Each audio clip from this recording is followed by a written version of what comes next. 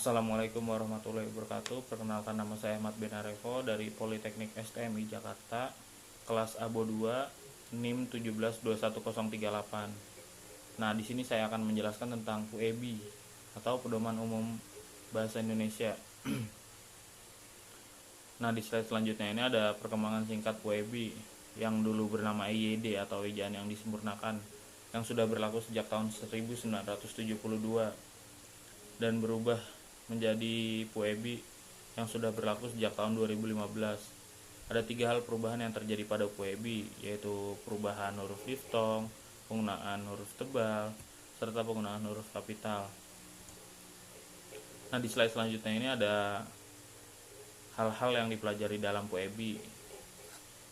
Dari yang pertama ada pemakaian huruf, penulisan kata, tanda baca di penulisan, dan yang terakhir ini ada unsur serapan. Nah, di slide selanjutnya ini ada yang pertama ada huruf vokal. Ada A, E, I, O, dan U.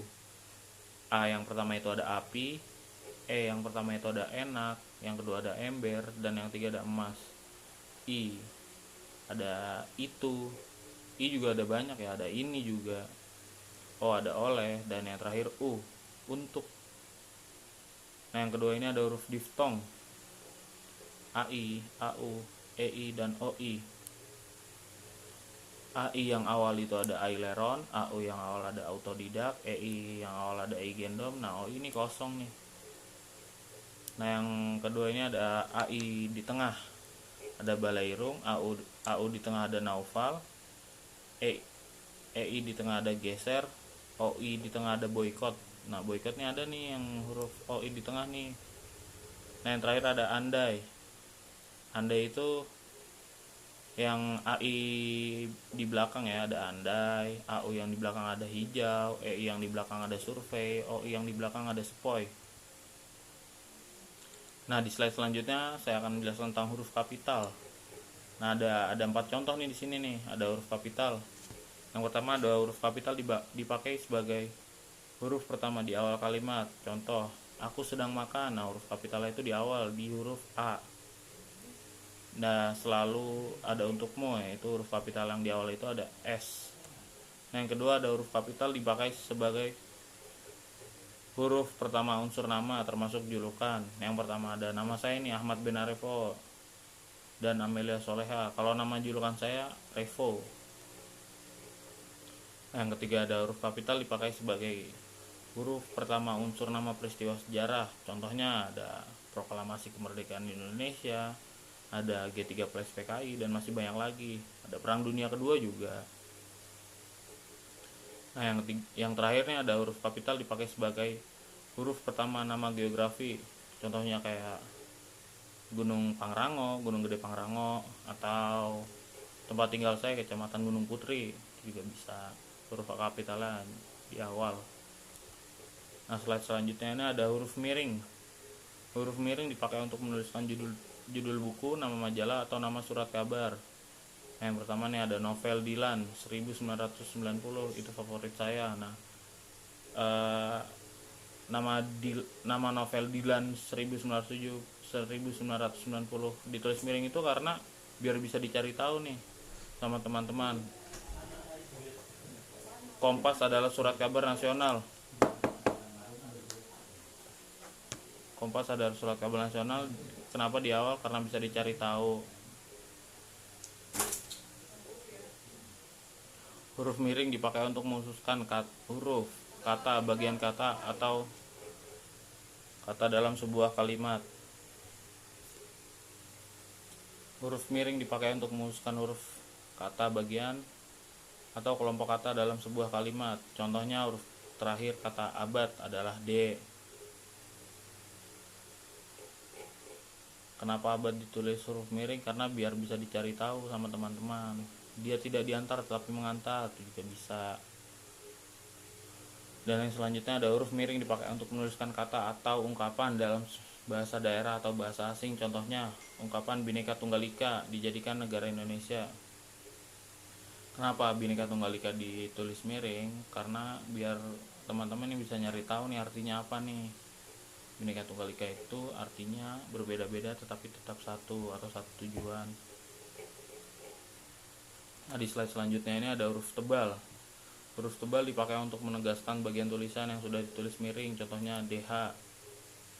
Seperti pada kata Ramadan, tidak terdapat dalam ejaan bahasa Indonesia. Nah, yang selanjutnya ada huruf tebal dipakai untuk menegaskan bagian-bagian karangan seperti judul buku, bab atau subbab. Contohnya 1.1 latar belakang dan masalah, dan yang lainnya juga ada. Nah, selanjutnya ada singkatan dan akronim. Singkatan dan akronim adalah singkatan nama bisa juga dipakai untuk singkatan nama orang, gelar sapaan, jabatan atau pangkat diikuti dengan tanda titik setiap pada unsur singkatan itu. Contohnya ada Eskom atau sarjana komunikasi, AH Nasution itu nama orang nih, atau nama pahlawan kita Abdul Haris Nasution. Yang kedua ada singkatan yang terdiri atas 3 huruf atau lebih diikuti dengan tanda titik. Nah, jadi kayak DLL tuh kan, artinya dan lain-lain tuh harus diikuti dengan tanda titik. YTH atau yang terhormat juga tanda titik. Nah, yang terakhir ini ada lambang kimia, singkatan satuan ukuran, takaran, timbangan, dan mata uang tidak diikuti dengan tanda titik. Contohnya cm atau sentimeter, rp atau rupiah, mata uang kita. Nah, di slide selanjutnya di sini akan menjelaskan tentang akronim.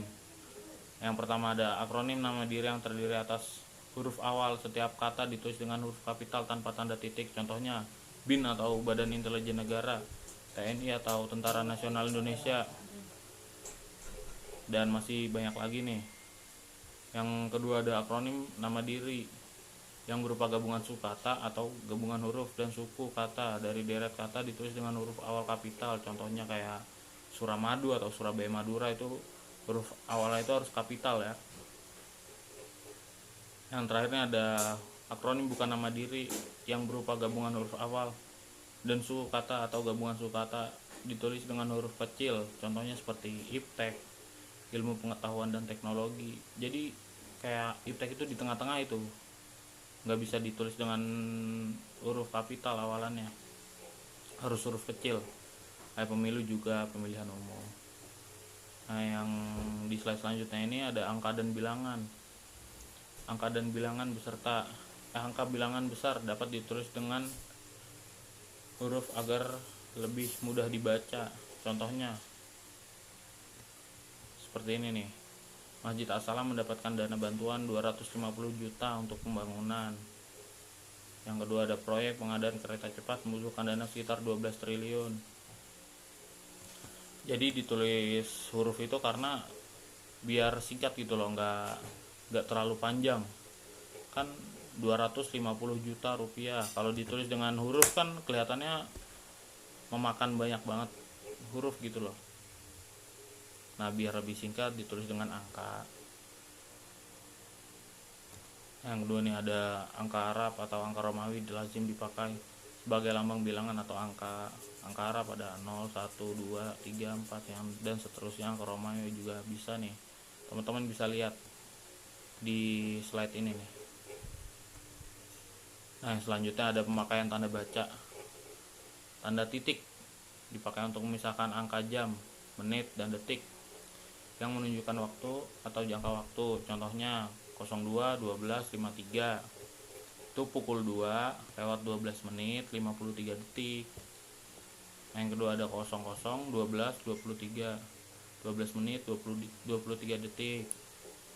Yang kedua ada tanda koma dipakai antara unsur-unsur dalam suatu pemerincian atau pembilangan. Contohnya 1, 2, 3 kayak hitungan mau lomba itu. Nah, di slide selanjutnya nih ada tanda seru dipakai untuk mengakhiri ungkapan atau pernyataan yang berupa seruan atau perintah yang menggambarkan kesungguhan, ketidakpercayaan atau emosi yang kuat, kayak marah gitu loh, kayak kenapa sih. Nah, di sini saya contohnya ada maksud Anda apa datang sini, pakai tanda seru. Nah, yang kedua nih ada tanda garis miring dipakai sebagai pengganti kata dan atau serta setiap. Contohnya mahasiswa mahasiswi itu tengahnya harus pakai garis miring biar jelas. Dan yang kedua ada harganya 3.500 per piece. Itu tuh biar jelas. Yang kedua ini ada tanda garis miring dipakai dalam nomor surat, nomor pada alamat, dan penandaan masa 1 tahun yang terbagi dalam 2 tahun takwim. Contohnya Jalan Laut Hindia garis miring 7 tahun ajaran 2020-2021. Nah, sekian teman-teman. Udah jelas kan saya bagi materinya nih, dari mulai awalan ada akronim, dari mulai awalan ada pemakaian huruf kapital, huruf miring, huruf tebal, singkatan dan akronim, angka dan bilangan, pemakaian tanda baca. Nah, di situ ada banyak tadi contoh-contohnya. Kalian bisa cari referensi juga di website-website lain. Sekian dari saya. Wassalamualaikum warahmatullahi wabarakatuh. Terima kasih.